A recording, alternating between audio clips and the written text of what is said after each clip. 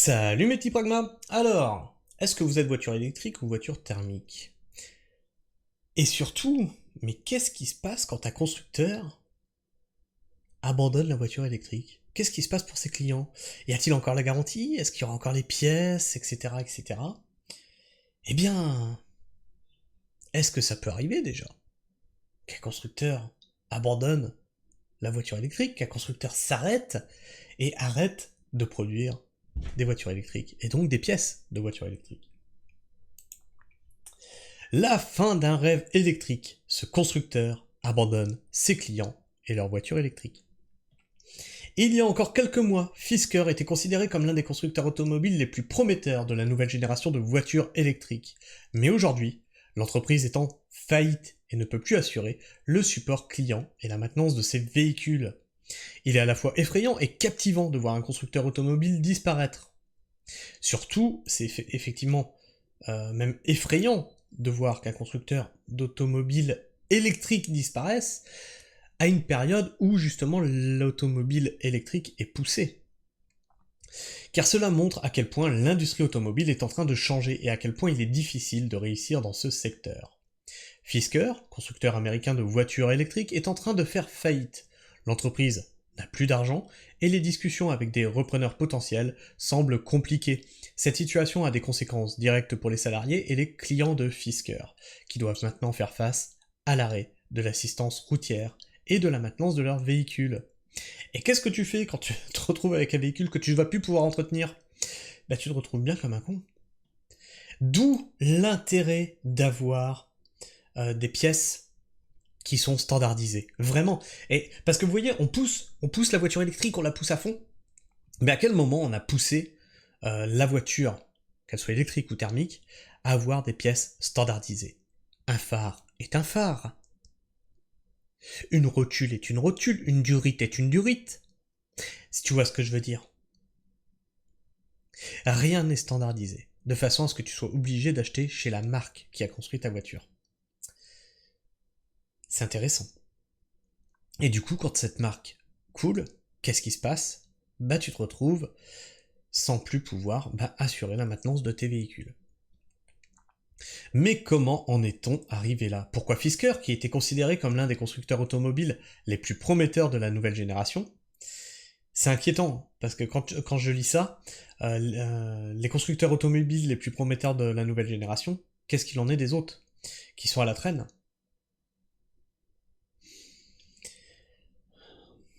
Donc les plus prometteurs de la nouvelle génération de voitures électriques, se retrouvent-ils aujourd'hui en faillite?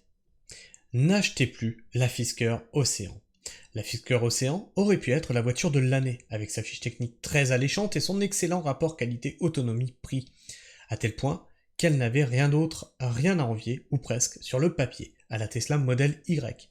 La voiture la plus vendue de l'année 2023, toute motorisation confondue, oui. Mais ça, c'était en théorie.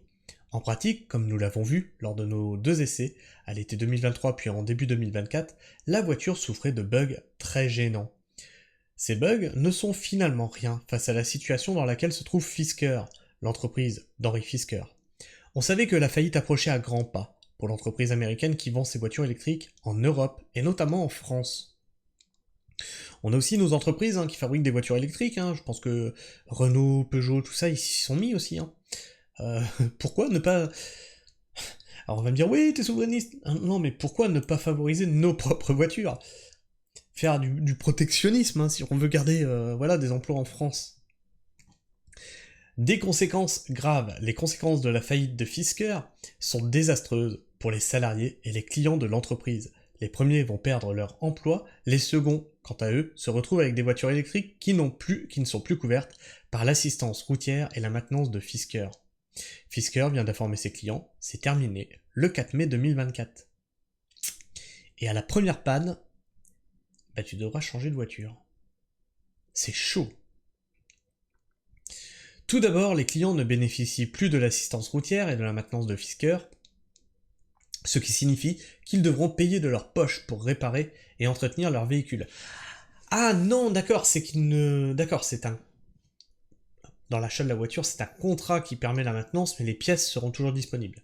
Ok, ça va, parce que putain, si tu dois jeter ta voiture à la première panne... Je crois qu'il y aura un scandale, hein. Il faudrait faire un scandale.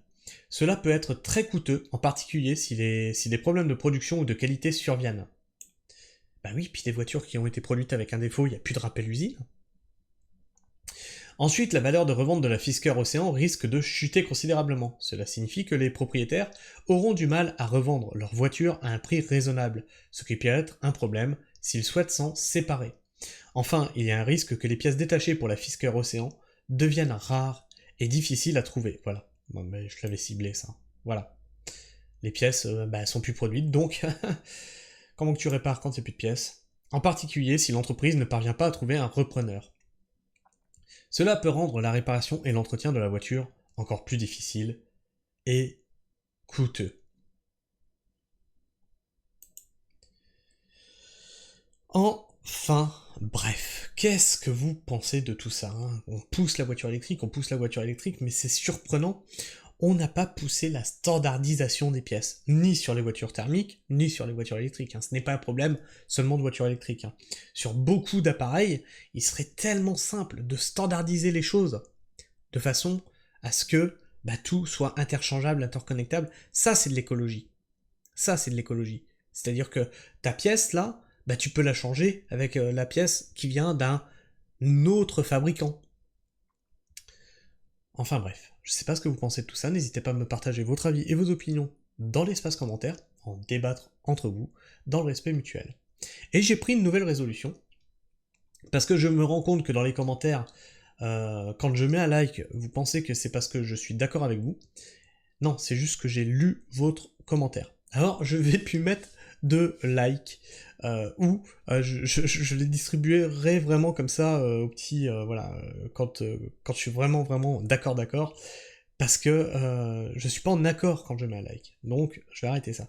Et pareil, j'ai pris la bonne résolution d'arrêter de vous répondre systématiquement, parce que c'était soit vous aviez un like, soit vous aviez une réponse, que ce soit par commentaire ou par short, parce que je vois que pas mal d'entre vous estiment que, comme je suis l'identité de cette chaîne, je m'oppose à votre liberté d'expression.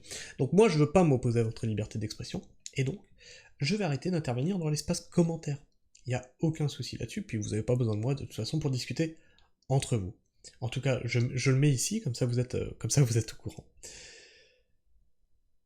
En tout cas, prenez soin de vous, prenez soin du sol, et restez pragmatique. Ciao.